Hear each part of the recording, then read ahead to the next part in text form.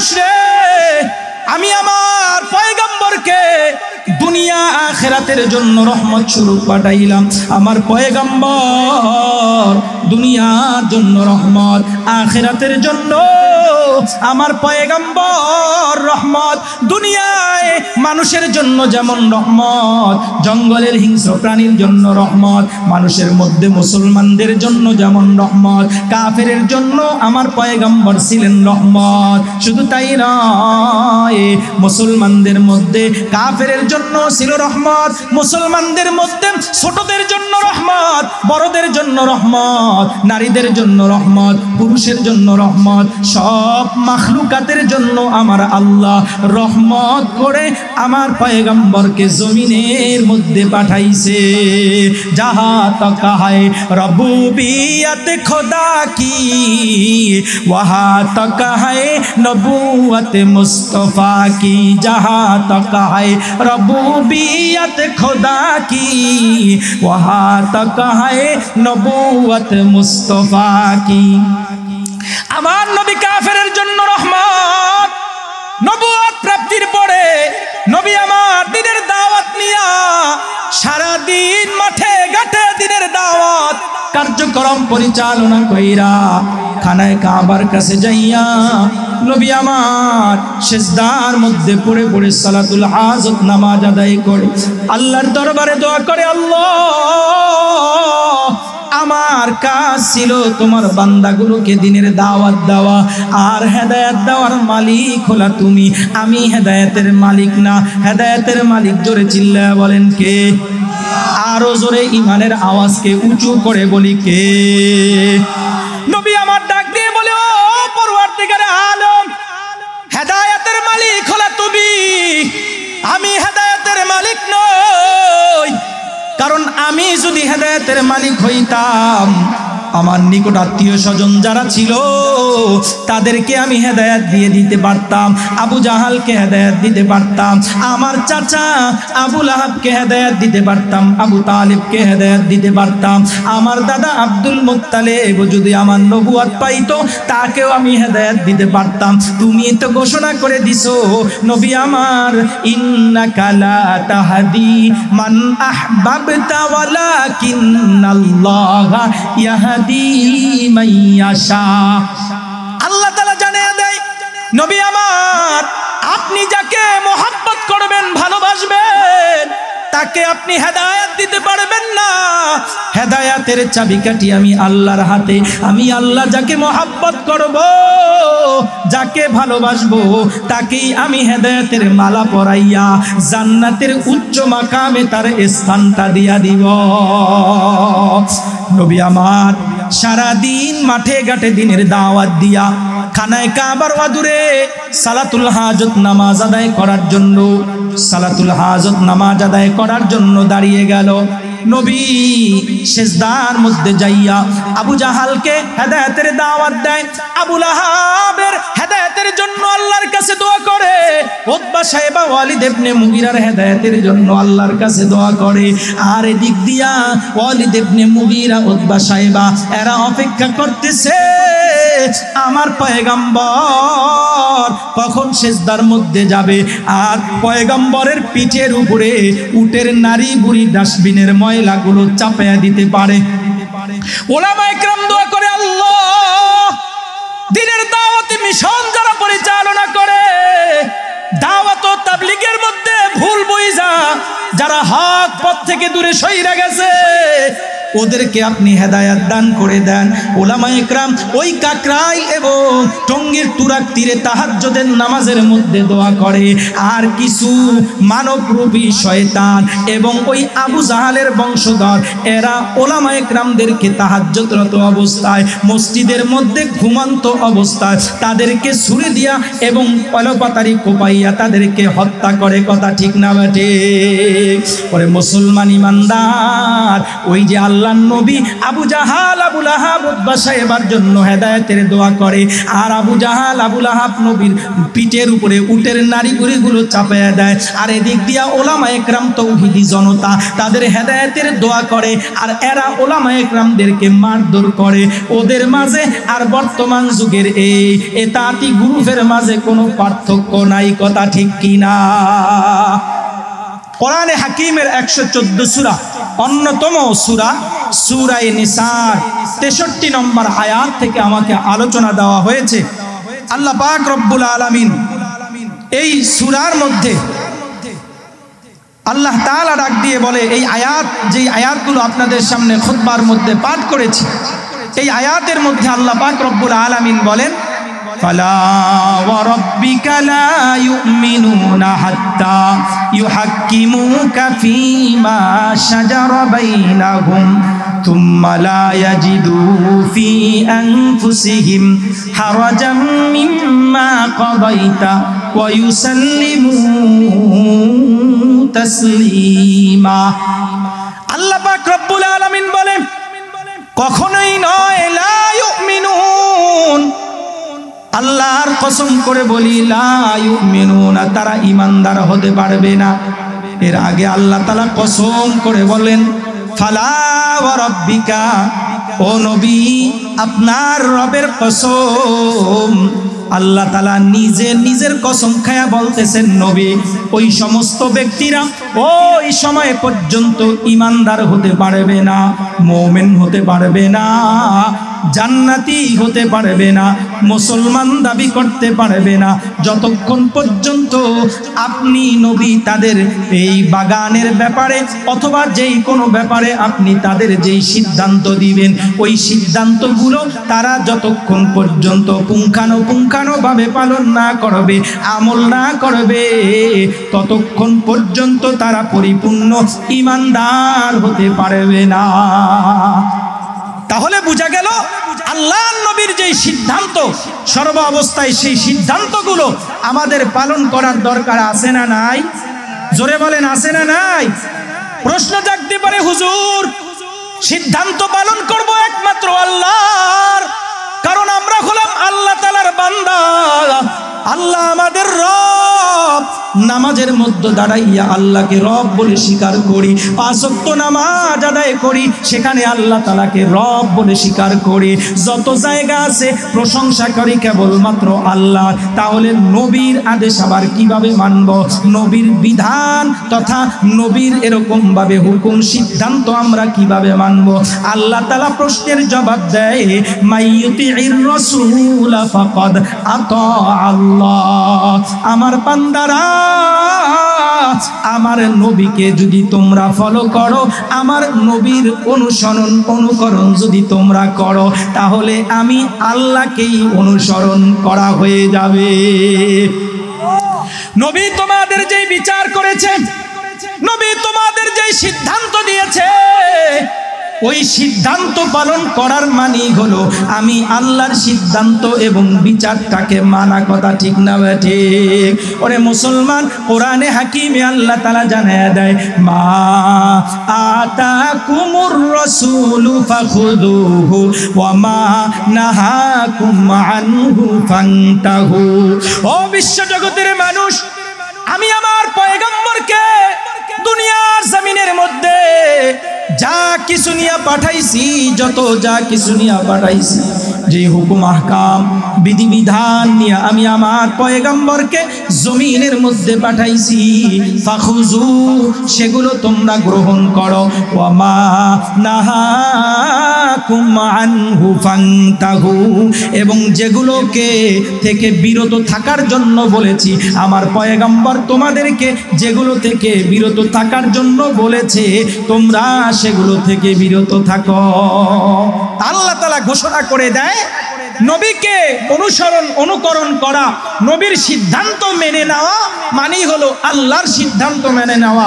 এবং আল্লাহ অন্য জায়গায় বলে দেয় যে আমি আমার পয়গম্বরকে যা কিছু বিধিবিধান নিয়ে পাঠাইছি, হুকুম আহকাম নিয়ে পাঠাইছি, তোমরা সেগুলো গ্রহণ করো, আর যেগুলো পয়গম্বর নিষেধ করেছে সেগুলো থেকে তোমরা বিরত থাকো, তাহলেই তোমরা পরিপূর্ণ সফল কাম হয়ে যাবা। তোমরা তোমরা সফলতা অর্জন করতে পারবা। মুহতারাম হাজিরিন, এই আয়াতের মধ্যে আল্লাহ পাক রব্বুল আলামিন সেই দিকেই আমাদেরকে ইঙ্গিত দিতেছেন। আল্লাহ পাক রব্বুল আলামিন পৃথিবীর জমিনের মধ্যে 1,24,000 আম্বিয়ে কেরামদেরকে পাঠিয়েছেন। এদের মধ্যে আবু যর গিফারি রাদিয়াল্লাহু তাআলা আনহু বলেন, ও পয়গম্বর, কামিল আম্বিয়ে কেরামের সংখ্যা কত? নবী আরবি বললেন 1,24,000। এই 1,24,000 আম্বিয়ে কেরামের মাঝে 313 জন ছিল রাসূল, আর বাকি সবাই ছিল নবী। বাংলাদেশের পার্লামেন্টের মধ্যে মন্ত্রী আছে, এমপি আছে। মন্ত্রী এমপি হতে গেলে কোনো না কোনো সিট থেকে নির্বাচিত হয়েই যাওয়া লাগবে, কথা ঠিক না ভাই? জোর জবরদস্তি ভাবে যদিও যায়, কিন্তু সেটা বৈধ হবে, সেটা অবৈধ হয়ে যাবে। তো মন্ত্রীদের পদমর্যাদা এবং তাদের দায়িত্বভার বেশি থাকে, এমপিদের পদমর্যাদা এবং দায়িত্বভার একটু কম থাকে। নবুয়তের এবং আম্বিয়ে কেরামের মধ্যে যারা রাসূল, তাদের উপরে নতুন শরীয়ত অর্পিত হয়েছে, নাজিল হয়েছে। আর যারা নবী ছিলেন, তারা ওই রাসূলদের অনুকূলে দ্বীনের দাওয়াতের কার্যক্রম পরিচালনা করেছেন। তো 313 জন রাসূলের মধ্যে আল্লাহ পাক রব্বুল আলামিন আবার 5 জন রাসূলকে বিশেষ মর্যাদা দান করেছেন। সুবহানাল্লাহ। ওয়া ইযা আখাযনা মিনান নাবিয়্যিনা মিসাকাহুম ওয়া মিনকা ওয়া মিন নূহিন ওয়া ইব্রাহিমা ওয়া মূসা ওয়া ঈসা ইবনে মারইয়াম ওয়া আখাযনা মিনহুম মিসাকান গালিযা।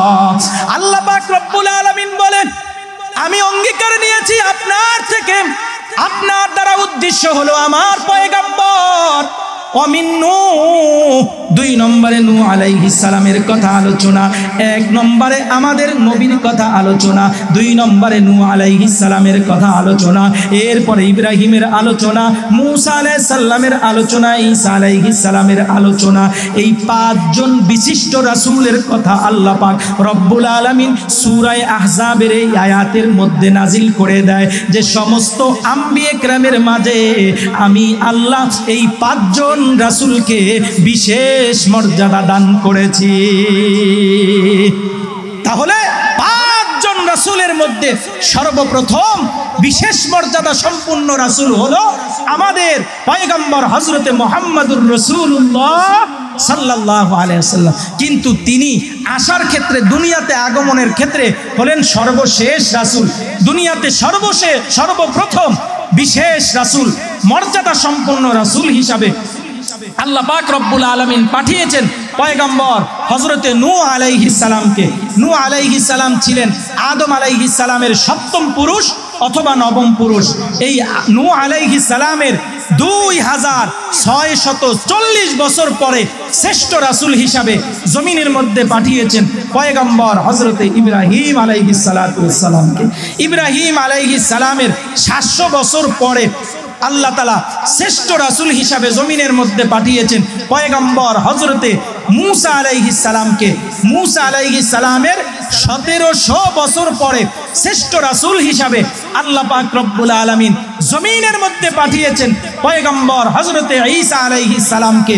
আর ঈসা আলাইহিস সালামের 570 বছর পরে শ্রেষ্ঠ রাসূল হিসাবে মানবকুল শিরোমণি এবং নবিকুল শিরোমণি সাইয়্যিদুল আম্বিয়া, খাতামুল আম্বিয়া, আশরাফুল আম্বিয়া আল্লাহ পাক রব্বুল আলামিন আপনার আমার সকলের প্রাণের স্পন্দন নবিকুল শিরোমণি সাইয়্যিদুনা হযরতে মুহাম্মদুর রাসূলুল্লাহ সাল্লাল্লাহু আলাইহি ওয়াসাল্লামকে সব নবী রাসূলের মধ্যে শ্রেষ্ঠত্ব দিয়ে জমিনের মধ্যে পাঠিয়েছে। সুবহানাল্লাহ। এবং জমিনের মধ্যে পাঠাইয়া আল্লাহ তাআলা আয়াত নাজিল করে দিয়েছে, হে দুনিয়ার মানুষেরা, আমি আমার পয়গম্বরকে স্বাভাবিকভাবে কিন্তু দুনিয়াতে পাঠাই নাই। আমার পয়গম্বরকে আমি আল্লাহ দুনিয়া আখিরাতের রহমত স্বরূপ পাঠাইলাম। সুবহানাল্লাহ। ওয়ামা আরসালনাকা ইল্লা রাহমাতাল লিল আলামিন। আল্লাহ পাক রব্বুল আলামিন বলেন, ও বিশ্বজগতের মানুষ রে, আমি আমার পয়গম্বরকে দুনিয়া আখিরাতের জন্য রহমত স্বরূপ পাঠাইলাম। আমার পয়গম্বর দুনিয়ার জন্য রহমত, আখিরাতের জন্য আমার পয়গম্বর রহমত। দুনিয়ায় মানুষের জন্য যেমন রহমত, জঙ্গলের হিংস্র প্রাণীর জন্য রহমত, মানুষের মধ্যে মুসলমানদের জন্য যেমন রহমত, কাফেরের জন্য আমার পয়গম্বর ছিলেন রহমত। শুধু তাই নয়, মুসলমানদের মধ্যে কাফেরের জন্য ছিল রহমত, মুসলমানদের মধ্যে ছোটদের জন্য রহমত, বড়দের জন্য রহমত, নারীদের জন্য রহমত, পুরুষের জন্য রহমত, সব মাখলুকাতের জন্য আমার আল্লাহ রহমত করে আমার পয়গম্বরকে জমিনের মধ্যে পাঠাইছে। যাহা তকা है रबूबियत खुदा की, वहाँ तक है नबूवत मुस्तफ़ा की। जहाँ तक है रबूबियत खुदा की, वहाँ तक है नबूवत मुस्तफ़ा की। আমার নবী কাফেরের জন্য রহমত। নবুয়ত প্রাপ্তির পরে নবী আমার দ্বীনের দাওয়াত নিয়া সারা দিন মাঠে ঘাটে দ্বীনের দাওয়াত কার্যক্রম পরিচালনা কইরা খানায় কাবার কাছে যাইয়া নবী আমার সিজদার মধ্যে পড়ে পড়ে সালাতুল হাজত নামাজ আদায় করে আল্লাহর দরবারে দোয়া করে, আল্লাহ আমার কাজ ছিল তোমার বান্দাগুলোকে দ্বীনের দাওয়াত দেওয়া আর হেদায়েত দেওয়ার মালিক হলা তুমি, আমি হেদায়েতের মালিক না। হেদায়েতের মালিক জোরে চিল্লায়া বলেন কে? আরো জোরে ইমানের আওয়াজকে উঁচু করে বলি কে? নবী আমার ডাক দিয়ে বলে, ও পরওয়ারদিগারে আলম, হেদায়েতের মালিক হলা তুমি, আমি হেদায়েতের মালিক নই। কারণ আমি যদি হেদায়েতের মালিক হইতাম, আমার নিকট আত্মীয় স্বজন যারা ছিল তাদেরকে আমি হেদায়েত দিয়ে দিতে পারতাম, আবু জাহালকে হেদায়েত দিতে পারতাম, আমার চাচা আবু লাহাবকে হেদায়েত দিতে পারতাম, আবু তালিবকে হেদায়েত দিতে পারতাম, আমার দাদা আব্দুল মুত্তালিব যদি আমার নবুয়ত পাইতো তাকেও আমি হেদায়েত দিতে পারতাম। তুমি তো ঘোষণা করে দিছো নবী আমার, ইন্নাকা লা তাহদি মান আহবাবতা ওয়ালাকিন্নাল্লাহা ইয়াহদি মাইয়াশা। আল্লাহ তাআলা জানিয়ে দেয়, নবী আমার আপনি যাকে মহব্বত করবেন, ভালোবাসবেন, তাকে আপনি হেদায়েত দিতে পারবেন না। হেদায়েতের চাবিকাঠি আমি আল্লাহর হাতে। আমি আল্লাহ যাকে মহব্বত করব, যাকে ভালোবাসবো, তাকেই আমি হেদায়েতের মালা পরাইয়া জান্নাতের উচ্চ মাকামে তার স্থানটা দিয়া দিব। নবী আমার সারা দিন মাঠে ঘাটে দ্বীনের দাওয়াত দিয়া খানায় কাবার ওয়াদুরে সালাতুল হাজত নামাজ আদায় করার জন্য, সালাতুল হাজত নামাজ আদায় করার জন্য দাঁড়িয়ে গেল। নবী সিজদার মধ্যে যাইয়া আবু জাহালকে হেদায়েতের দাওয়াত দেয়, আবু লাহাবের হেদায়েতের জন্য আল্লাহর কাছে দোয়া করে, উতবা সাহেবা ওয়ালিদ ইবনে মুগীরার হেদায়েতের জন্য আল্লাহর কাছে দোয়া করে। আর এদিক দিয়া ওয়ালিদ ইবনে মুগীরা, উতবা সাহেবা এরা অপেক্ষা করতেছে আমার পয়গম্বর কখন সিজদার মধ্যে যাবে আর পয়গম্বরের পিঠের উপরে উটের নারী বুড়ি ডাস্টবিনের ময়লাগুলো চাপায়া দিতে পারে। ওলামায়ে কেরাম দোয়া করে, আল্লাহ দ্বীনের দাওয়াতি মিশন যারা পরিচালনা করে, দাওয়াত ও তাবলীগের মধ্যে ভুল বুঝা যারা হক পথ থেকে দূরে সইরা গেছে, ওদেরকে আপনি হেদায়েত দান করে দেন। ওলামায়ে কেরাম ওই কাকরাইল এবং টঙ্গীর তুরাক তীরে তাহাজ্জুদের নামাজের মধ্যে দোয়া করে। আর কিছু মানবরূপী শয়তান এবং ওই আবু জাহালের বংশধর এরা ওলামায়ে কেরামদেরকে তাহাজ্জুদরত অবস্থায় মসজিদের মধ্যে ঘুমন্ত অবস্থায় তাদেরকে ছুরি দিয়া এবং পলপাতারি কোপাইয়া তাদেরকে হত্যা করে। কথা ঠিক না বেটে? পরে মুসলমান ইমানদার ওই যে আল্লাহর নবী আবু জাহাল আবু লাহাব উতবা সাহেবার জন্য হেদায়েতের দোয়া করে, আর আবু জাহাল আবু লাহাব নবীর পিঠের উপরে উটের নারী বুড়িগুলো চাপায়া দেয়। আর এদিক দিয়া ওলামায়ে কেরাম তৌহিদি জনতা তাদের হেদায়েতের দোয়া করে, আর এরা ওলামায়ে কেরামদেরকে মারধর করে। ওদের মাঝে আর বর্তমান যুগের এই এতাতি গ্রুপের মাঝে কোনো পার্থক্য নাই। কথা ঠিক কিনা? ওরে মুসলমান, আল্লাহর পয়গম্বর সিজদার মধ্যে চলে যায়। সিজদার মধ্যে যাইয়া আল্লাহর কাছে বলে, আল্লাহ আবু জাহালকে মুসলমান বানিয়ে দাও, আবু লাহাবকে মুসলমান বানিয়ে দাও, উতবাকে মুসলমান বানিয়ে দাও, সাইবাকে মুসলমান বানিয়ে দাও। আমার পয়গম্বর দোয়া করতেছে, আর কাফেরেরা ময়লা আবর্জনা আইনা আমার নবীর পিঠের উপরে চাপাইয়া দিছে। মুষ্টিময় মুসলমান হওয়ার কারণে প্রতিবাদ করতে পারে নাই, প্রতিরোধ করতে পারে নাই। ফাতেমাকে যাইয়া সংবাদ দেওয়া হয়, এক দৌড়ে ফাতেমা আয়েশা ছোট ছোট হাত দিয়া নবীর ময়লাগুলোকে সরাইয়া নবীর গালের মধ্যে চুমু খায়। এমন মুহূর্তে সব সাহাবায়ে কেরাম উপস্থিত হয়ে গেছে। সাহাবায়ে কেরাম কান্দে, নবীকে ডাক দিয়ে বলে, পয়গম্বর উদউ আলাল মুশরিকিন, নবী গো এই মুশরিকদের বিপক্ষে আল্লাহর দরবারে আপনি বদদোয়া করেন, মামলা দায়ের করেন। আমার নবী বলে, ও সাহাবীরা রে, আমি যদি বদদোয়া করি তাহলে আল্লাহ এদেরকে ধ্বংস করে দিবে। কারণ প্রত্যেক নবীকে আল্লাহ পাক রব্বুল আলামিন একটা স্পেশাল দোয়া অথবা বদদোয়া করার সুযোগ রেখে দিয়েছেন, তৌফিক দিয়েছেন। নবীরা ওই দোয়াটা করবে, সঙ্গে সঙ্গে আল্লাহ দোয়াটাকে কবুল করে নিবেন। লিকুল্লি নাবিয়্যিন দাওয়াতুন মুস্তাজাবা, প্রত্যেক নবীকেই আল্লাহ দাওয়াতে মুস্তাজাবা তথা একটা স্পেশাল দোয়া করার মতো তৌফিক দিয়েছেন, যে ওই দোয়াটা যেই মুহূর্তে করবে অথবা বদদোয়া করবে, সঙ্গে সঙ্গে আল্লাহর দরবারে সেটা কবুল হয়ে যাবে।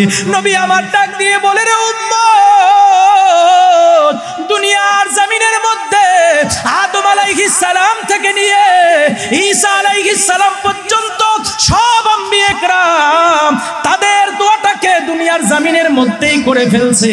নূহ আলাইহিস সালাম তার উম্মতের বিপক্ষে দোয়া করে ফেলেছে, ঈসা আলাইহিস সালাম তার উম্মতের বিপক্ষে দোয়া করে ফেলেছে। এইভাবে সব নবীরা দুনিয়াতে যেই দোয়াটা স্পেশাল ভাবে আল্লাহ হাদিয়া দিয়েছে তারা শেষ করে দিয়েছে। আমি হাজার জুলুম নির্যাতিত হওয়ার পরেও, অনেক কষ্ট সহ্য করার পরেও ওই দোয়াটা আমি করি নাই। আমার উম্মতের জন্য আমি রিজার্ভ করে রেখে দিলাম। হাসরের ময়দানে আমি আমার উম্মতের জন্য আল্লাহর দরবারে দাঁড়াইয়া স্পেশাল ভাবে সেই দোয়াটা করব। হাসরের ময়দানে আমার পয়গম্বর আমাদের জন্য আল্লাহর দরবারে সুপারিশ করবে, আল্লাহ আমার গুনাহগার উম্মত জাহান্নামী হয়ে যাইতেছে, জাহান্নামের দিকে ধাবিত হইতেছে। আল্লাহ আমি আমার গুনাহগার উম্মতকে রাইখা জান্নাতে যাব না। আমার উম্মতগুলো যতক্ষণ পর্যন্ত জান্নাতে না যাবে ততক্ষণ পর্যন্ত আমি নবী জান্নাতে যাব না। আমার নবীর শ্রেষ্ঠত্ব আর মর্যাদার কারণে আল্লাহ উম্মতের মর্যাদাও বৃদ্ধি করে দিয়েছে। এই উম্মত যতক্ষণ পর্যন্ত জান্নাতে না যাবে ততক্ষণ পর্যন্ত কোনো উম্মত, কোনো নবীর উম্মত জান্নাতে যাইতে পারবে না। উম্মতে মুহাম্মাদির দাম আছে না নাই? একটু জোরে বলেন, আছে না নাই? কোরআনে হাকিমের মধ্যে আল্লাহ আমাদেরকে উত্তম উম্মত, শ্রেষ্ঠ উম্মত হিসাবে ঘোষণা করেছে। কুনতুম খায়রা উম্মাতিন উখরিজাত লিন্নাস। আল্লাহ তাআলা আমাদেরকে উত্তম উম্মত, শ্রেষ্ঠ উম্মত হিসাবে ঘোষণা করেছে। 2 নম্বরে আল্লাহ কোরআনের মধ্যে আমাদেরকে বলেন উম্মতে ওসত তথা মধ্যম উম্মত হিসাবে আল্লাহ আমাদেরকে ঘোষণা করেছেন। কয় মধ্যম উম্মত মানে হাসরের ময়দানে অন্য অন্য নবীর উম্মতের সঙ্গে আর ওই নবীদের সঙ্গে ঝগড়া বেজে যাবে। আল্লাহ আদম আলাইহিস সালাম থেকে নিয়ে ঈসা আলাইহিস সালাম পর্যন্ত সব নবীদেরকে ডাক দিবে, নবীদেরকে ডেকে বলবে, ও নবীর দলেরা, তোমাদের উম্মতের সংখ্যা কেন এত কম? কারণ নবী আমার বলে, তিরমিজি শরীফের হাদিস, কয় আল্লাহ পাক রব্বুল আলামিন ওই কিয়ামতের ময়দানে সব জান্নাতীদেরকে 120টা কাতার করবেন। কয় কাতার? নামাজের মধ্যে কাতার দাঁড়াই না আমরা, এমন হাসরের ময়দানে সব টোটাল দুনিয়ার শুরু থেকে শেষ পর্যন্ত সমস্ত উম্মতের সব উম্মত মিলা 120টা কাতার হবে। সামানুনা মিন উম্মতি উম্মতি আল্লাহর নবী বলে 40টা হবে। ওই আদম আলাইহিস সালাম থেকে ঈসা আলাইহিস সালাম পর্যন্ত এই 40 কাতার হবে তাদের নবীর উম্মতরা। আর আমি নবী একা, আমার উম্মতের সংখ্যা হবে 80 কাতার। সুবহানাল্লাহ। তাহলে সব নবীর উম্মত যেই পরিমাণ জান্নাতে যাবে তার দ্বিগুণ আমাদের নবীর উম্মতেরা জান্নাতে যাবে। এতে খুশি না বেজার? জোরে বলেন খুশি না বেজার? আল্লাহ পাক রব্বুল আলামিন ডাক দিবে, ও পয়গম্বর মুসা ঈসা, তোমাদের উম্মতের সংখ্যা কেন কম? তোমরা কি দিনের দাওয়াত দাও নাই? এবার উম্মত গুলোকে ডাকা হবে। সব নবীরা বলবে, আল্লাহ আমরা দিনের দাওয়াত দিয়েছিলাম, ঠিক মতো ইসলামের দাওয়াত দিয়েছিলাম। এবার উম্মতদেরকে উপস্থিত করা হবে। উম্মতরা ডাক দিয়ে বলবে, ওয়ায়াকুলুল্লাযীনা কাফারু লাস্তা মুরসালা কুল কাফা বিল্লাহি শাহীদা। সব উম্মতরা একত্রিত হইয়া আদম আলাইহিস সালাম থেকে নিয়ে ঈসা আলাইহিস সালাম পর্যন্ত সব নবীর উম্মতেরা একত্রিত হইয়া বলবে, ও পরওয়ারদিগার আলম, লাস্তা মুরসালা, আমাদের কাছে কোন নবী আসে নাই, কোন রাসূল আসে নাই। এবার সব আম্বিয়া کرام বলবে, আল্লাহ আমরা তাদের কাছে দ্বীনের দাওয়াত দিয়েছিলাম। উম্মতরা বলবে, আল্লাহ আমাদের কাছে কোন নবী রাসূল আসে নাই। নবীদের মাঝে আর উম্মতের মাঝে ঝগড়া বেজে যাবে। কথা ঠিক না ঠিক? ঝগড়া যদি বাজে, সমাধান করার জন্য চেয়ারম্যান, মেম্বার, মন্ত্রী, এমপিদের কাছে যাওয়া হয়। আল্লাহ পাক রব্বুল আলামিন এবার সব আম্বিয়া کرامদেরকে বলবে যে তোমরা যে বলতেছো দ্বীনের দাওয়াত দিয়েছো আর উম্মতেরা বলতেছে দ্বীনের দাওয়াত দেয় নাই, তাহলে তোমাদের দলিল কি? তোমরা দলিল পেশ করো। এবার সব আম্বিয়া کرام একত্রিত হইয়া ডাক দিয়ে বলবে, আল্লাহ আমাদের দলিল 1 নম্বরে হলো আপনি, 2 নম্বরে হলো উম্মতে মুহাম্মাদী। সুবহানাল্লাহ। সব আম্বিয়া کرام ডাক দিয়ে বলবে, আল্লাহ নবী মুহাম্মদের উম্মত যারা রয়েছে এরা হলো আমাদের দলিল, এরা আমাদের পক্ষে সাক্ষী দিবে আর আমাদের উম্মতগুলোর বিপক্ষে সাক্ষী দিবে। এবার উম্মতে মুহাম্মাদী আমাদেরকে উপস্থিত করা হবে। আমাদেরকে উপস্থিত করে আল্লাহ তাআলা বলবে, তোমরা কি নবীদের পক্ষে আর তাদের উম্মতের বিপক্ষে সাক্ষী দেওয়ার জন্য প্রস্তুত আছো কিনা? আমরা সবাই এক বাক্যে বলবো, আল্লাহ আমরা প্রস্তুত আছি, কোনো সমস্যা নাই, আমরা নবীদের পক্ষে আর তাদের উম্মতের বিপক্ষে সাক্ষী দেওয়ার জন্য প্রস্তুত আছি। এবার আমাদেরকে প্রশ্ন করা হবে, সব আম্বিয়া کرام দ্বীনের দাওয়াত দিয়েছিল কিনা? আমরা বলবো, হ্যাঁ আল্লাহ আদম আলাইহিস সালাম থেকে নিয়ে ঈসা আলাইহিস সালাম পর্যন্ত সমস্ত আম্বিয়া کرام দ্বীনের দাওয়াত দিয়েছে। এবার সব নবীর উম্মতের মেজাজ গরম হয়ে যাবে হাসরের ময়দানে। সব নবীর উম্মতেরা বলবে, আল্লাহ এই উম্মতে মুহাম্মদে কি পাগল টাগল হয়েছে নি? এরা আমাদের কত পরে দুনিয়াতে আসছে, সাক্ষী দেওয়ার জন্য উপস্থিত থাকা লাগে কি লাগে না? ও মা কথা বোঝেন না? এক জায়গায় মারামারি হয়েছে, আপনি সেখানে উপস্থিত ছিলেন না, আপনি কইছেন যে আমি দেখছি, তাহলে এটা মিথ্যা হবে কি হবে না? শোনা কথায় সাক্ষী হয় না। এবার সব নবীর উম্মতেরা বলবে, আল্লাহ উম্মতে মুহাম্মদী কি পাগল হয়েছে কিনা? এরা তো আমাদের জমানায় ছিল না, আমাদের সময় এরা উপস্থিত ছিল না রে মালিক। এরা কিভাবে আমাদের পক্ষে অথবা বিপক্ষে সাক্ষী দিবে? এবার উম্মতে মুহাম্মদীকে আল্লাহ জানিয়ে দিবে, তোমরা কিভাবে সাক্ষী দিবা। ওই উম্মতগুলো তো বলতেছে ওই সময় তোমরা উপস্থিত ছিল না। আমরা ওই সময় ডাক দিয়া বলবো, আল্লাহ এমন একটা কোরআন আপনি আমাদের জন্য নাজিল করেছেন, আপনি ঘোষণা করেছেন, ইন্না নাহনু নাযালনা যিকরা ওয়া ইন্না লাহু লাহাফিজুন। আল্লাহু আকবার। আপনি তো বলেছেন আল্লাহ এমন একটা কোরআন আপনি আমাদের জন্য নাজিল করেছেন যেই কোরআনের হেফাজতকারী, যেই কোরআনের জিম্মাদারি, হেফাজতের জিম্মাদারি স্বয়ং আপনি নিয়েছেন, হাজার চেষ্টা মানুষ করবে, কোরআনের বাতি নিভে দেওয়ার জন্য চেষ্টা করবে, তাফসীর মাহফিল বন্ধ করার জন্য চেষ্টা করবে, একটা বন্ধ করবে আরো 10টা তাফসীর মাহফিল দাউ দাউ করে জ্বলে উঠবে। কথা ঠিক না ঠিক? একজন কোরআনের হাফেজকে জেলের মধ্যে নিবে, একজন আলেমকে জেলের মধ্যে নিবে, প্রতিবাদ মুখর হইয়া হাজার হাজার ওলামায়ে কেরাম রাজপথে নেমে যাবে। কথা ঠিক না ঠিক? ইউরিদুনা লিয়ুতফিউ নূরাল্লাহি বিআফওয়াহিহিম ওয়াল্লাহু মুতিম্মু নূরিহি ওয়ালাউ কারিহাল কাফিরুন। আল্লাহ বলে ওই কাফের মুশরিক বেঈমান মুনাফিকের দলেরা চায় কোরআনের আয়াত আর কোরআনের আলোকে নিভিয়ে দিতে, ফু দিয়ে নিভিয়ে দিতে।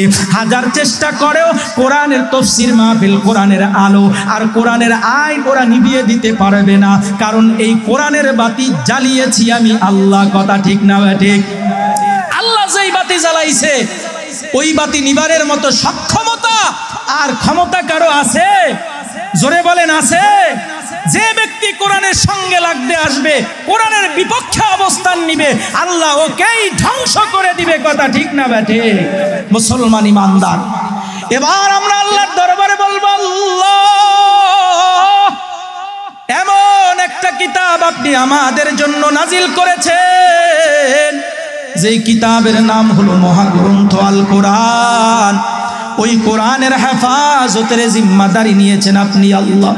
কোরআনের মধ্যে কোনো ভুল নাই, কোরআনের মধ্যে কোনো সন্দেহ নাই, সংশয় নাই। ও মালিক, এই কোরআনের মধ্যেই আপনি বলেছেন মুসা আলাইহিস সালাম তার জাতিকে দাওয়াত দিয়েছে, ঈসা আলাইহিস সালাম তার জাতিকে দাওয়াত দিয়েছে, পয়গম্বর ইব্রাহিম তার জাতিকে দাওয়াত দিয়েছে, নূহ পয়গম্বর তার জাতিকে দাওয়াত দিয়েছে। এইভাবে সব নবীর নাম ধরে ধরে হাসরের ময়দানে নবীদের পক্ষে এবং উম্মতের বিপক্ষে আমরা সাক্ষী দিয়ে নবীদেরকে ওই উম্মতের অভিযোগ থেকে আমরা নিষ্কৃতি দিয়া দিব। আমরা নবীদেরকে এরকম ভাবে অভিযোগ থেকে বিরত থাকার জন্য, রাখার জন্য চেষ্টা করব। এই উম্মতে মুহাম্মাদির দাম আছে না নাই? নবী আমার ডাক দিয়ে বলে, তুবা লিমান রাআনি ওয়া তুবা সাবা মাররাতিল লিমান লাম ইয়ারানি। আল্লাহ নবী বলে যে আমাকে দেখে যারা ঈমান আনছে তাদের জন্য একবার সুসংবাদ তথা জান্নাতের সুসংবাদ। নবীরে কি আমরা দেখছি? জোরে বলেন। সাহাবায়ে কেরাম দেখছে না? আল্লাহর নবী ডাক দিয়ে বলে, তুবা লিমান রাআনি ওয়া তুবা সাবা মাররাতিল লিমান লাম ইয়ারানি। ও আমার সাহাবীরা রে, তোমরা যারা আমাকে দেখে ঈমান আনছো তাদের জন্য একবার জান্নাতের সুসংবাদ, আর যারা আমাকে না দেখা ঈমান আনছে তাদের জন্য 7 বার জান্নাতের সুসংবাদ। আমরা নবীকে দেখি নাই, তারপরও নবীকে শ্রেষ্ঠ নবী হিসাবে মাইনা নিছি। নবী যেই ফয়সালা করবে ওই ফয়সালাগুলো আমরা নির্দ্বিধায় মানতে রাজি আছি না নাই? নবীর সব ফয়সালাগুলো যদি আমরা মেনে নিতে পারি, এই আয়াতের মধ্যে আল্লাহ যেমন আল্লাহ নবীর সব ফয়সালা মেনে নেওয়ার প্রতি আমাদেরকে আদেশ করেছেন, আল্লাহ নবীর সব ফয়সালাগুলো যদি পুঙ্খানুপুঙ্খানুভাবে আমরা এই সময় পালন করতে পারি, ফলো করতে পারি, আমরা যদি পালন করতে পারি, নবী বলে তোমাদের জন্য একবার 2 বার নয়, তুবা সাবা মাররাতিল লিমান লাম ইয়ারানি, 7 বার তোমাদের জন্য জান্নাতের সুসংবাদ। ওরে মুসলমান ইমানদার, ওই হাসরের ময়দানে আল্লাহ পাক রব্বুল আলামিন আমাদের মর্যাদা বৃদ্ধি করে দিবে। এবার আল্লাহর পয়গম্বর উম্মতের ডাক দিয়ে বলে, ও উম্মতের দলেরা, সাহাবীরা, উদউ আলাল মুশরিকিন। সাহাবায়ে কেরাম বলে, ও পয়গম্বর, মুশরিকরা আপনি নবীর গায়ে মশা মাছি পর্যন্ত বসা হারাম গো নবী। ও নবী, আপনার গায়ের মধ্যে ময়লা আবর্জনা ফালাইয়া দিছে গো পয়গম্বর। আপনি এই মুশরিকদের বিপক্ষে, কাফেরের বিপক্ষে আল্লাহর দরবারে মামলা দায়ের করেন, অভিযোগ করেন। নবী আমার ডাক দিয়া বলে, রে উম্মত, ইন্নী লাম উবাসু লাআনা ওয়া ইন্নামা বুইসতু রাহমাতাও ওয়া বারাকা। শোনো আমার উম্মতের দলেরা, আল্লাহ তাআলা আমাকে মানুষের বিপক্ষে অভিযোগ দেওয়ার জন্য, অভিশাপ দেওয়ার জন্য, লানত দেওয়ার জন্য পাঠায় নাই। আমাকে আমার আল্লাহ আমার সমস্ত উম্মতের জন্য রহমত স্বরূপ, নাজাত স্বরূপ, হেদায়াতের জরিয়া স্বরূপ পাঠাইছে। আমার নবীকে আল্লাহ তাআলা রহমত স্বরূপ, নাজাত স্বরূপ, হেদায়েতের জরিয়া স্বরূপ পাঠাইছে।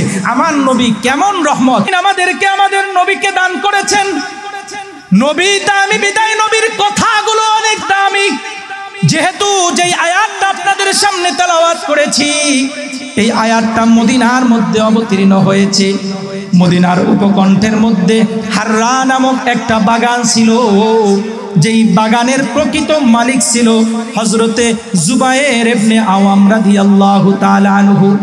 জুবায়ের ইবনে আওয়াম রাদিয়াল্লাহু তাআলা আনহুর বাগান অতিক্রম করে আরেকজন মুসলমানের বাগান ছিল। সেই মুসলমানটা বেশি শক্তিশালী, পাওয়ারফুল ইমানদার ছিল না।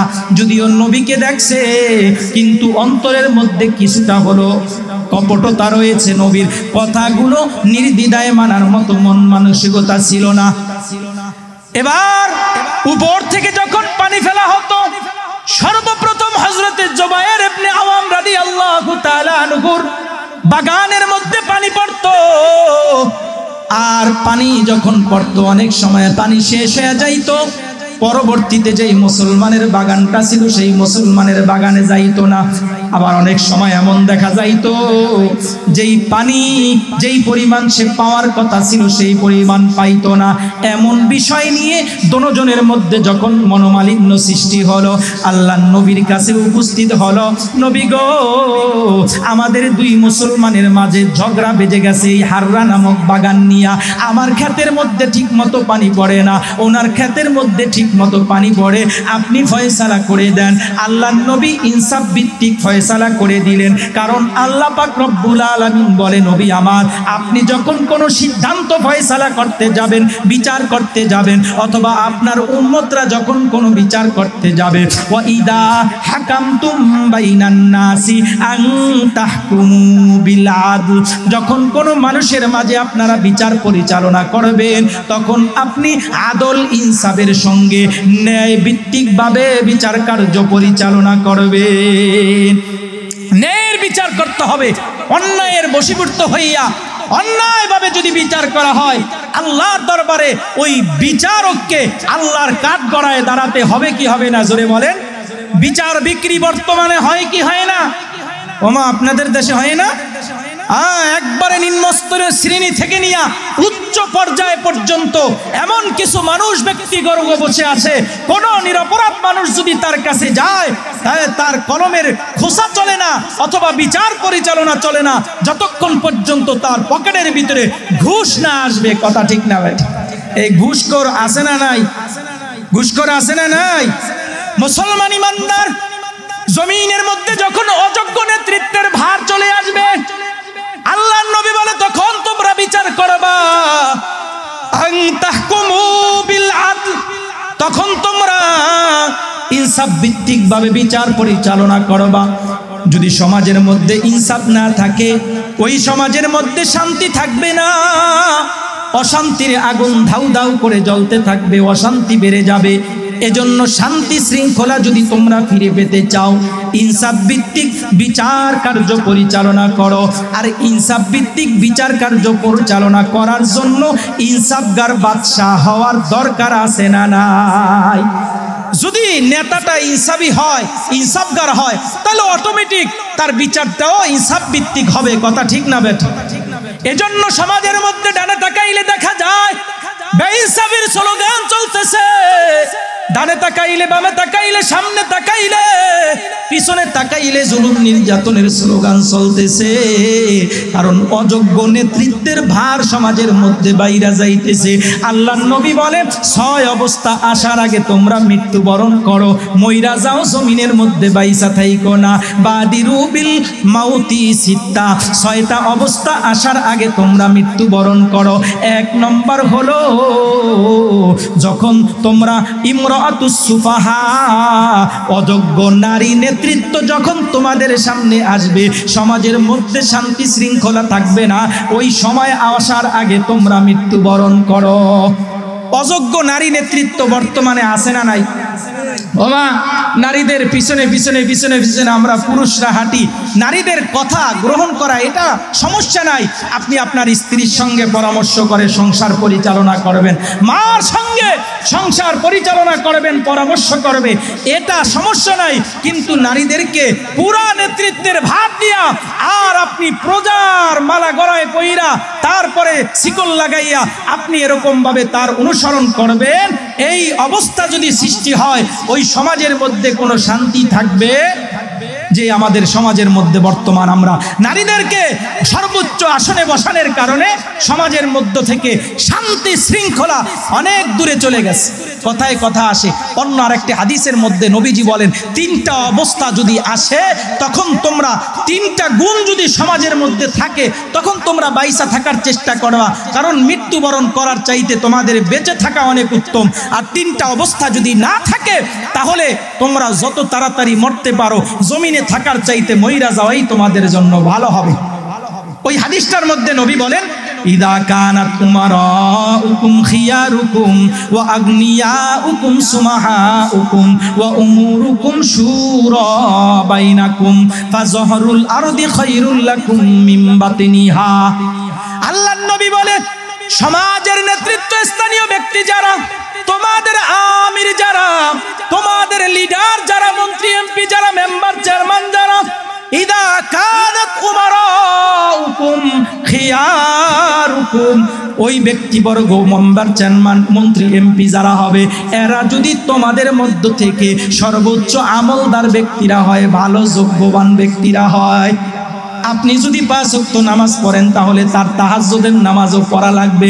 আর আমগো দেশের অবস্থা হলো, নেতা নেত্রীরা তাহাজ্জুদ তো দূরের কথা, 5 ওয়াক্ত নামাজ তো দূরের কথা, জানাজার নামাজে ভুল করে। কথা ঠিক না ঠিক? ঈদের নামাজের মধ্যে আইসা কয় জানাজার নামাজের নিয়ত পড়ে, এরকম আছে না নাই? ও মা, আপনারা কি ঘুমায়া গেছেন নি? কষ্ট হয় আপনাদের? এজন্য অযোগ্য নেতৃত্বের হার বর্তমানে অনেক বৃদ্ধি হয়ে যাইতেছে। এরপরে আল্লাহর নবী ডাক দিয়ে বলে, ইদা কানাত উমারাউকুম খিয়ারুকুম ওয়া আগনিয়াউকুম সুমাহাউকুম, তোমাদের ধনাঢ্যবান ব্যক্তিরা 2 নম্বরে, তোমাদের ধনাঢ্যবান ব্যক্তিরা, টাকাওয়ালা ব্যক্তিরা, পয়সাওয়ালা ব্যক্তিরা যদি তোমাদের মাঝে সবচাইতে দানবীর হয়, দানশীল হয়, ওরে মা, মাহফিলের জন্য যদি আজকে 500 টাকা চাওয়া হয়, তাহলে 100 টাকার নোট, 50 টাকার নোট, সবচাইতে সিরা বিরা পুরাতন যেটা আছে এটা দেয়। মসজিদের ভিতরে সিরা টাকা ফালাইতে ফালাইতে মসজিদ কর্তৃপক্ষ ক্লান্ত হয়ে যায়। সবচাইতে সিরা টাকা বাজারে যেটা চলে না, সেটা দান বাক্সের ভিতরে ঢুকাইয়া দেয়। কথা ঠিক না ঠিক? আর যদি কইতে পারে অমুক শিল্পী আসবে, অমুক গায়ক আসবে, অমুক নায়ক আসবে, চলো তোমার 5000 টাকা ধরা হয়েছে, ওই খালি 5000 টাকা ধরছো, 10,000 টাকা কসকসে 1000 টাকা করে 10,000 টাকা গইনা যুবকদেরকে দিয়া দিবে। কথা ঠিক না ঠিক? ওরে মুসলমান, এই সম্পদেরও হিসাব দেওয়া লাগবে কি লাগবে না? হাসরের ময়দানটা এমন হবে, আল্লাহর নবী জানায় দেয়, ও উম্মতের দলেরা, লা তাজুলু কদামা ইবনে আদম হাত্তা ইউসআলা আন খামসিন। ওই হাসরের ময়দানের মধ্যে মানুষ এত বিভীষিকাময় পরিস্থিতি হবে। আহারে ভাই ভাইকে পরিচয় দিবে না, পিতা মাতা সন্তানকে পরিচয় দিবে না, সন্তান পিতা মাতাকে পরিচয় দিবে না। যেই মা 10 মাস 10 দিন পর্যন্ত তোমাকে গর্ভে ধারণ করলো, কত কষ্ট তোমার জন্য করলো, ঠিক মতো খাইতে পারলো না, ঘুমাইতে পারলো না, ঠিক মতো না এরকম ভাবে নফল নামাজ পড়তে পারলো না, ঠিক মতো রোজা রাখতে পারলো না, কত কষ্ট তোমাকে গর্ভে ধারণ কইরা করছে। বাবা বাজার থেকে হাড় ভাঙা পরিশ্রম করে বড় একটা মাছ কড়াই করে আনলো, ডাক দিয়া বলে, ও প্রাণের স্ত্রী রে, সুন্দর করে রান্না করো, তুমি আর আমি একাত্রিত খানা খাবো। মা আমার মাছটাকে কুটে ধুয়ে ভুনা করে, সুন্দর করে মাছটাকে যখন এরকম ভাবে ভুনা করে, স্বামী স্ত্রী দুইজন খাবারের জন্য খাবারের প্লেটের মধ্যে নিল। আমার বসার কারণে আমি যখন মায়ের তলপেটের ভিতরে লাথি মারা আরম্ভ করে দেই, ব্যথার যন্ত্রণা শুরু হয়ে যায়, মা জমিনের মধ্যে লোকমাটা পড়ে যায়, খাবারের প্লেটটা রাইখা বিছানার মধ্যে চলে যায়, বিছানার মধ্যে যাইয়া গড়াগড়ি করে আর ডাক দিয়া বলে, বাবা ডাক দিয়া বলে, ও প্রাণের স্ত্রী রে, কি ব্যাপার, রাগ করেছো কিনা, গোসা করেছো কিনা? বলে, না না রাগ করি নাই, গোসা করি নাই, আমার মনে হয় আমার বসার কারণে আমার কলিজার টুকরা ব্যথা পেয়েছে। স্বামী আমার, তুমি একা একা খেয়ে নাও, আমি পরে ব্যথা কমলে খেয়ে নিব। এভাবে 10 মাস 10 দিন পর্যন্ত মা আবার আমাদেরকে গর্ভে ধারণ করে, কত কষ্ট সহ্য করে, কিসের আশায় কিসের নেশায় আল্লাহর নবী জানিয়ে দেয়, ও উম্মতের নারীরা, 10 মাস 10 দিন পর্যন্ত যদি একটা মুসলিম সন্তানকে গর্ভে ধারণ করতে পারো, এই যে এই সময় গর্ভধারণী সময় তুমি যে নামাজ রোজা করতে পারলা না, এরকম ভাবে শুধুমাত্র যদি ফরজ ইবাদত গুলো করো, নফল নামাজের মধ্যে যেই ঘাটতি হয়েছে, এই 10 মাস 10 দিন পর্যন্ত অনবরত দিনের বেলায় নফল রোজা, রাতের বেলায় নফল নামাজ পড়লে যে পরিমাণ সওয়াব, তার চাইতো বেশি সওয়াব একটা সন্তান গর্ভে ধারণ করার কারণে আল্লাহ আমার মা, আমার বোন, আমার কন্যার আমলনামায় দিয়া দিবে। সন্তান যখন ভূমিষ্ঠ হওয়ার সময় হয়, মায়ের পেরেশানি বেড়ে যায়, টেনশন বেড়ে যায়, শ্বশুর বাড়ি থেকে মা বাবার বাড়িতে চলে যায়, পাড়া প্রতিবেশীর কাছে ক্ষমা চায়, সবার কাছে ক্ষমা চাইয়া আতুর ঘরের মধ্যে যখন ঢুকবে, স্বামীর হাতটা জড়াইয়া স্বামীকে ডাক দিয়া বলে, ও প্রাণের স্বামী রে, জীবন চলার ক্ষেত্রে, দাম্পত্য জীবন পরিচালনার ক্ষেত্রে অনেক অন্যায় হয়েছে, অপরাধ হয়েছে, স্বামী আমার ক্ষমা চাই, ভুল ত্রুটি মাফ করে দিবা। আমার মনে হয় আমার সন্তান হওয়ার সময় আমি আর বাঁচবো না। কত কাকুতি মিনতি করে স্বামীর হাতটা জড়াইয়া স্বামীর কাছে ক্ষমা চায়, ও স্বামী আমার, আমার যদি আল্লাহ একটা সন্তান দান করে, আমার সন্তানটাকে জমানার আলেম বানাইবা, হাফেজ বানাইবা, আলেমা বানাইবা, হাফেজা বানাইবা, হাসরের ময়দানে যখন আমার আল্লাহ বলবে, রহিমা আলিমা, আমার দরবারে কি নিয়ে হাজির হয়েছো? আল্লাহর দরবারে আমি বলবো, আল্লাহ বেশি আমল নিয়ে উপস্থিত হতে পারি নাই, একটা হাফেজে কোরআন আলেম, আলেমার মা হইতে যাইয়া আমি আমার জীবনটাকে উৎসর্গ করে দিলাম। ও মালিক, আমার সন্তানের দিকে তাকাইয়া আজকে তুমি আমাকে জাহান্নামের আগুনে জ্বালাইও না, দয়া করে মায়া করে তুমি আজকে আমাকে জান্নাতের মেহমান বানায়া দাও। কত নারী এমন আছে সন্তান ভূমিষ্ঠ হওয়ার সময় মৃত্যুবরণ করে, অনেক সময় সন্তান মারা যায়, অনেক সময় মা মারা যায়, অনেক সময় সন্তান মারা যায়, অনেক সময় উভয়ে মারা যায়। কথা ঠিক না ঠিক? ব্যথার যন্ত্রণা যখন শুরু হয়ে যায়, তীব্র থেকে তীব্র আরম্ভ হয়ে যায়, নরমাল ডেলিভারি হইতেছে না, ক্লিনিকের মধ্যে নেওয়া হয়, ডাক্তার পরীক্ষা নিরীক্ষা করে সন্তানের বাবাকে ডাক দিয়ে বলে, হে সন্তানের বাবা, বাবা ডাক যদি শুনতে চাও মাকে বাঁচাইতে পারবো না, আর যদি মাকে বাঁচাইতে যাই সন্তান বাঁচাইতে পারবো না। সিদ্ধান্ত নাও কোনটা করব। বাবা এক বাক্যে বলবে গাছ বাঁচায়া রাখো, গাছ যদি বাইচা থাকে ফল আল্লাহ তাআলা আবার দিবে, সন্তান আল্লাহ তাআলা আবার দিবে। একই ঘোষণার এলান সংবাদ যদি আমার জনম দুঃখিনী মায়ের কানের মধ্যে চলে যায়, মা চোখের পানি সারিয়া দিয়া ডাক দিয়ে বলবে, ও ডাক্তারের দলেরা, অস্ত্র চালানোর দরকার হলে অস্ত্র চালাও, সিজার করার দরকার হলে সিজার করো, যা কিছুর দরকার হয় সব কিছু করো। আমার জীবনের বিনিময় আমার কলিজার টুকরা সন্তান যদি জমিনের মুখ দেখে আমি মা দণ্ড হয়ে যাইব। ও ডাক্তার, আমার সন্তানের যাতে কোনো ক্ষতি না হয়, কষ্ট না হয়। মা অনেক সময় সন্তান ভূমিষ্ঠ হওয়ার সময় মৃত্যু হয়ে যায়। আল্লাহর নবী জানিয়ে দেয়, উম্মতের দলেরা কান পেতে শুনে রাখো, সন্তান ভূমিষ্ঠ হওয়ার সময় কোন নারীর মৃত্যু হইতে দেরি হবে, আল্লাহ তাআলা ওকে শহীদী নারীর সঙ্গে জান্নাতি বানাইতে এক মুহূর্ত দেরি করবে না। ওরে মুসলমান ইমানদার, সন্তান যখন ভূমিষ্ঠ হয়ে যায় ওই সন্তানটা খাইতে পারে না, ঘুমাইতে পারে না। ও মা আমার সন্তানের খাবারের ব্যবস্থা করে, টাইমে টাইমে সন্তানের ঔষধের ব্যবস্থা করে, ইত্যাদির ব্যবস্থা করে, সব কিছুর ব্যবস্থা করে দেয়। সন্তানকে যে লালন পালন করবে, খাবার দাবারের ব্যবস্থা করবে। একজন মুজাহিদ আল্লাহর রাস্তায় যাইয়া অনবরত 4 বছর 5 বছর যদি কাফেরের সঙ্গে যুদ্ধ করে যে পরিমাণ সওয়াব পাবে, তার চাইতেও বেশি সওয়াব আল্লাহ তাআলা একটা সন্তান লালন পালন করার কারণে আমার মা, আমার বোন, আমার কন্যার আমলনামার মধ্যে দেয়া দিবে। সুবহানাল্লাহ। ওই মা হাসরের ময়দানে সন্তানকে পরিচয় দিতে চাবে না, তো নবী আমার ডাক দিয়ে বলে, সঠিক বিচার করতে গেলে সঠিক বিচারক হতে হবে। কথা ঠিক না ভাই? ঠিক।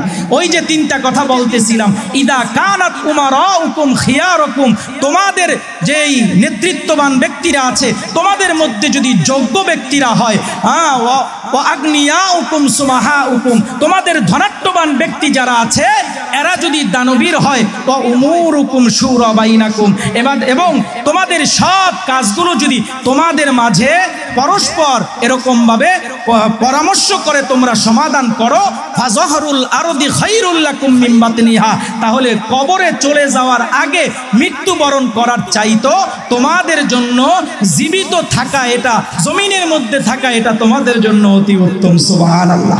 আর যদি বিপরীত হয়ে যায়, তোমাদের নেতৃত্ববান ব্যক্তি যারা আছে তারা যদি তোমাদের মধ্যে সবচাইতে অযোগ্য হয়, এরপরে তোমাদের ধনাঢ্য ব্যক্তিরা যদি একদম কৃপণ হয়, আর তোমাদের সব কাজগুলো যদি তোমরা নারীদের উপরে অর্পণ করে দাও, তাহলে ফাবাতনুল আরদি খায়রুল লাকুম মিন যহরিহা, জমিনে থাকার আগে তোমাদের মৃত্যুবরণ করা অতি উত্তম হয়ে যাবে। তো সমাজের মধ্যে যদি আদল ইনসাফ না থাকে, ওই সমাজের মধ্যে কোনো শান্তি শৃঙ্খলা থাকবে। তো যেই কথা বলতেছিলাম, 6টা অবস্থা আসার আগে নবী মৃত্যুবরণ করার কথা বলেছেন। 1 নম্বরে সমাজে অযোগ্য নেতৃত্বের ভার বেড়ে যাওয়ার আগে তোমরা মরে যাও। 2 নম্বরে আল্লাহর নবী বলে ওয়াকাসরাতিশ শুরত, বাহিনী বেড়ে যাওয়ার আগে তোমরা মৃত্যুবরণ করো, কারণ বাহিনী, পুলিশ, আর্মি, বিডিআর, র্যাব ইত্যাদি তৈরি করা হবে অপরাধীকে দমন করার জন্য, কিন্তু দেখা যাবে অস্ত্র শস্ত্র নিয়ে উল্টা এরাই অপরাধীকে পাহারা দিবে। কথা ঠিক না ঠিক? এরপরে 3 নম্বরে আল্লাহর হাবিব জানিয়ে দেয় ওয়াইস্তিগফাফাম বিদ্দামি, রক্তের মূল্য কইমা যাওয়ার আগে তোমরা মৃত্যুবরণ করো। জায়গায় জায়গায় মানুষকে ছোট্টখাটো বিষয় নিয়া, তুচ্ছ বিষয় নিয়া মানুষের উপরে আক্রমণ করে, রক্তপাত ঘটায়। কথা ঠিক না ঠিক? এরপরে আল্লাহর নবী বলে ওয়া বাইআল হুকমি, 4 নম্বরে বিচার বিক্রির আমল আসার আগে তোমরা মৃত্যুবরণ করো। সমাজের মধ্যে বিচার বিক্রির আমল আমরা স্পষ্টভাবে দেখতে পাই। 5 নম্বরে আল্লাহর নবী বলে ওয়াকাতিয়াতির রহমি, আত্মীয়তার সম্পর্ক ছিন্ন হওয়ার আগে তোমরা মৃত্যুবরণ করো। 6 নম্বরে আল্লাহর নবী বলে ইয়াত্তাখিদুল কুরআন ইউগান্নিহিম, মানুষগুলো গান বাদ্যের মাধ্যমে কোরআনকে বিক্রি করার আগে তোমরা এরকম ভাবে মৃত্যুবরণ করো। সমাজের মধ্যে দেখি বিভিন্ন প্রকারের গাজু কালুর নামে গান হয়, সেখানে কোরআনের তেলাওয়াত করা হয়, এবং বিভিন্ন জায়গায় ওষুধ বিক্রি হয়, সেখানেও কোরআনের তেলাওয়াত করা হয়, আসে না নাই? এমনকি সিনেমা হল পর্যন্ত উদ্বোধন করা হয়, এর আগে কোরআনের তেলাওয়াত করা হয়। আল্লাহর নবী বলে এই 6 অবস্থা আসার আগে তোমরা মৃত্যুবরণ করো। তাহলে কি করব এখন? গালুয়া বাজারে যায়া এক বোতল বিষ আনবো আর একটা রশি নিয়ে আসবো, বিষ খাইয়া গলায় দড়ি দিয়া মারা যাবো? বিষয়টা কি এরকম? বরংস না, আল্লাহর নবী এটাই বুঝাইতে চেয়েছেন, হে উম্মতের দলেরা, তোমাদের মধ্যে বিন্দু মাত্র ঈমান থাকা সত্ত্বে তোমরা কখনোই কোনো সময় তোমরা এরকম ভাবে এই 6টা অপরাধ সমাজের মধ্যে বাস্তবায়িত হতে দিবা না। কথা ঠিক না ভাই? ঠিক। আমরা আমাদের সামনে যদি এই অপরাধগুলো হয়, আমরা আমাদের সর্বোচ্চ দিয়া এর প্রতিবাদ জানাবো, রাজি আছি তো ইনশাআল্লাহ? ওই যে মদিনার উপকণ্ঠের মধ্যে হাররা নামক যেই বাগানটা ছিল, জুবাইর ইবনে আওয়াম রাদিয়াল্লাহু তাআলা আনহু সহকারে ওই সাহাবী আল্লাহর পয়গম্বরের সামনে উপস্থিত হয়ে গেছে। নবী গো, আমার বাগানের মধ্যে ঠিক মতো পানি পড়ে না, জুবাইরের বাগানের মধ্যে ঠিক মতো পানি পড়ে। আল্লাহর নবী সিদ্ধান্ত দিয়ে দিছে, ও জুবাইর, তোমার বাগানের গোড়া যখন পানিতে ভরপুর হয়ে যাইবে, সঙ্গে সঙ্গে তুমি তোমার মুসলিম অপর ভাইয়ের জন্য পানিটা ছেড়ে দিবা। সিদ্ধান্ত হয়ে গেল। ওই লোকটা বাইর হইতেছে আর মনটা অনেক খারাপ, তার সিদ্ধান্তটা পছন্দ হইল না, নবীর বিচারটা পছন্দ হইল না। বিচার পছন্দ না হয় মনটা খারাপ করে গেছে। সামনে যাওয়ার পরে হযরতে মেকদাদ রাদিয়াল্লাহু তাআলা আনহুর সঙ্গে সাক্ষাৎ হয়েছে। মেকদাদ রাদিয়াল্লাহু তাআলা আনহু কয়, কিরে কি ব্যাপার, ফয়সালা কি হয়েছে? এখন চোখের ইশারা দেয় ওই জুবাইর ইবনে আওয়াম রাদিয়াল্লাহু তাআলা আনহু, দুঃসম্পর্কে রাসূলের আত্মীয়, কয় ওই আত্মীয়র পক্ষে রাসূল ফয়সালা দিছে। তো এখন রাসূল সাল্লাল্লাহু আলাইহি সাল্লামের উপরে অপবাদ দিছে কি দেয় নাই? জোরে বলেন, অপবাদ দিছে না? তো এই জন্যই আল্লাহ পাক রব্বুল আলামিন কোরআনের এই আয়াতটা নাজিল করে দিয়েছে, হে নবী, ফালা ওয়া রাব্বিকা হাত্তা ইউহাক্কিমুকা ফীমা শাজারা বাইনাহুম, ফালা ওয়া রাব্বিকা লা ইউমিনুনা হাত্তা ইউহাক্কিমুকা ফীমা শাজারা বাইনাহুম থুম্মা লা ইয়াজিদু ফি আনফুসিহিম হারাজাম মিম্মা কাদাইত। আল্লাহ তাআলা জানিয়ে দেয়, ফালা, কখনোই না, ওয়া রাব্বুকা, আপনার রবের কসম, লা ইউমিনুনা, তারা ঈমানদার হতে পারবে না, হাত্তা ইউহাক্কিমুকা ফীমা শাজারা বাইনাহুম, তাদের উভয় পরস্পরের মধ্যে আপনি যেই ফয়সালা করেছেন এই ফয়সালা যতক্ষণ পর্যন্ত তারা মেনে না নিবে ততক্ষণ পর্যন্ত তারা ঈমানদার হতে পারবে না। এখন কি শুধু রাসূলের ফয়সালাটা ওই গাছ আর বাগানের মধ্যেই সীমাবদ্ধ থাকবে, নাকি দুনিয়ার সব ক্ষেত্রে সর্ব সেক্টরে নবীর ফয়সালাকে আমাদের মানতে হবে? জোরে বলেন, কার ফয়সালা? নবীর ফয়সালাকে আমাদের মানতে হবে। এবং বয়ানের শুরুতে বলেছিলাম, নবীর ফয়সালা মানি হলো কার ফয়সালা? আল্লাহর ফয়সালা। আমাইয়ুতিল্লাহ ফাকাদ আতা আল্লাহ। এরপরে আল্লাহ পাক রব্বুল আলামিন বলেন, সুম্মা লা ইয়াজিদু ফি আনফুসিহিম হারাজাম মিম্মা কাদাইত, তাদের অন্তরের মধ্যে যাতে করে কোনো প্রকারের সন্দেহের বীজ না পাওয়া যায়। যদি সন্দেহের বীজ পাওয়া যায় তাহলে তারা প্রকৃত ঈমানদার হতে পারবে না। ওয়া ইউসাল্লিমু তাসলিমা। এরপরে আল্লাহ পাক রব্বুল আলামিন বলেন, ওয়ালাউ আন্না কাতাবনা আলাইহিম আন ইকতুলু আনফুসাকুম আও ইখরিজু মিন দিয়ারিকুম মা ফাআলুহু ইল্লা কলিলুম মিনহুম। আল্লাহ পাক রব্বুল আলামিন বলেন, আমি আল্লাহ যদি ফয়সালা করে দেই কিছু মানুষ তারা নিজেরা নিজেদেরকে হত্যা করবে, আর অথবা তারা এরকম ভাবে দেশান্তরিত হয়ে যাবে, তাদের মধ্য থেকে অল্প সংখ্যক মানুষই এমন পাওয়া যাবে যে আমার আদেশকে বাস্তবায়ন করবে। ওই যে পয়গম্বর হযরতে মূসা আলাইহিস সালাম যখন তাওরাত আনার জন্য গিয়েছিল, সেখানে যাওয়ার পর তার সঙ্গী সাথী যারা ছিল, তার উম্মত যারা ছিল, সবাই সামিরীর অনুসরণ করে তারা এরকম ভাবে মূর্তির পূজা আরম্ভ করে দিছে, বাসুরের পূজা করা আরম্ভ করে দিছে। মূসা মূসা আলাইহিস সালাম আসলেন, আসার পর দেখতেছে তার অনুসারীরা সবাই বাছুরের পূজা করা আরম্ভ করে দিছে। মূসা আলাইহিস সালাম যখন তাদেরকে দাওয়াত দিলেন, ভুলটা বুঝতে পারল। মূসার দরবারে যাইয়া বনি ইসরাইল ডাক দিয়া বলে, পয়গম্বর মূসা, অন্যায় করে ফেললাম, অপরাধ করে ফেললাম, আমাদের জন্য এখন কি ফয়সালা? মূসা আলাইহিস সালাম আল্লাহর দরবারে তুর পাহাড়ে যাইয়া বলে, আল্লাহ, আমার উম্মতগুলো অন্যায় করে ফেলছে, অপরাধ করে ফেলেছে, ও মালিক গো, তাদের জন্য এখন কি ফয়সালা? আল্লাহ পাক রব্বুল আলামিন বলে, তারা যারা এরকম ভাবে অন্যায় কাজের মধ্যে লিপ্ত হয়েছে এবং যারা বাধা দেয় নাই, চুপ ছিল, এই দুই শ্রেণীর মানুষকে যারা বাধা দিছে এরা হত্যা করবে। মানে পরস্পর এক আত্মীয় অন্য আত্মীয়কে হত্যা করবে। দেখে যে অন্ধকারের মধ্যে একজন অন্যজনকে হত্যা করার পর ৭০,০০০ মানুষ বনি ইসরাইলের যারা অপরাধের মধ্যে লিপ্ত হয়েছে তারা মৃত্যুবরণ করেছে। কিন্তু আল্লাহর ভয় মূসা আলাইহিস সালামের বয়ানের মাধ্যমে তাদের অন্তরের ভিতরে এমন ভাবে ঢুকে গেছে, আল্লাহর ভয় ঢুকার কারণে তারা যে আল্লাহর জন্য পরস্পর নিজেরা নিজেদেরকে হত্যা করেছে অথবা নিজেদের জানটাকে বিলিয়ে দিছে, একটুও তাদের কোনো কষ্ট হয় নাই।